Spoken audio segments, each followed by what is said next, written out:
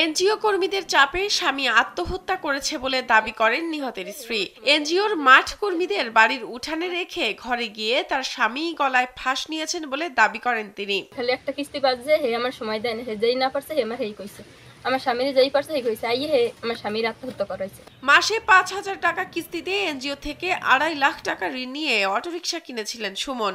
মাত্র একটি কিস্তি বকেয়া হওয়ায় বাড়িতে উপস্থিত হন এনজিওর মাঠকর্মী খালেদা। এ সময় ঘরে গিয়ে দরজা বন্ধ করে দেন সুমন।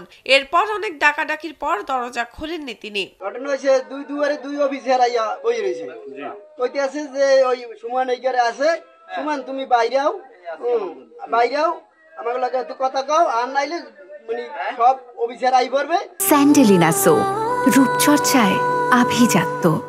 তোমার শহীদেরটা দিয়ে আমরা তোমার ধরাই নিব, তখন আর দিশে পিছিয়ে পায় না, ও পোলায় অনেক ঘরের মধ্যে ছিল মনে হয়। পরে সন্ধ্যা ঘনিয়ে এলে জানালা দিয়ে সুমনের মরদেহ ঝুলে থাকতে দেখা যায় বলে জানান এক প্রতিবেশী। এর মধ্যে আমার ছোট ভাই আইয়া ওই জানলা আছে একটা, ইদার ভাঙছে, ভাঙিয়ে ছোট ভাই কয় দাদা বাড়ি ফোলা নাই, কে কি হয়েছে, ডানাতে ঝলতে আছে। এদিকে স্বামীকে বাড়িতে রেখে কিস্তির টাকা সংগ্রহ করতে আত্মীয় বাড়িতে গিয়েছিলেন বলে দাবি করেন নিহতের স্ত্রী। আমি গেছিলাম আমার ফুফু বাড়ি, টাকা আনছে, আমি হারে বললে গেছি টাকা আনি আমি টাকা দিয়ে দিব, কিন্তু সে মানে নাই, সে যেই না পারছে সেই ভাষা করছে। আমার এই দেশের মানুষ আসলে হারাত দেখতেছে, হ্যাঁ করতে আমি জানতে পারে। ২৬ এপ্রিল ঘটনার দিন এনজিও কর্মীরা সুমনের বাড়িতে অবস্থান করছিলেন। এ সময় স্থানীয়দের তোপের মুখে পড়লে ইউপি সদস্য শাহজামান শানু শিকদারের সহায়তায় স্থান ত্যাগ করেন তারা। তবে এ বিষয়ে সাংবাদিকের সঙ্গে কোনো কথা বলতে রাজি হননি শানু।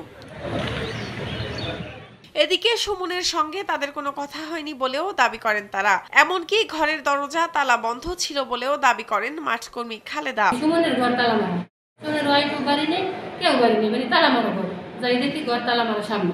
ওরকমের আমাদেরকে কোনো আটকেই রাখা হয়নি, মানে তারা ওই জায়গায় আমি উপস্থিত ছিলাম, যে আমি তো মাঠ করবি, আমি ওখানে ছিলাম, যে কিভাবে কি হলো, তার সাথে কথা হইলো না, কিছু হইলো না, এই জন্য আমি ওখানে ছিলাম।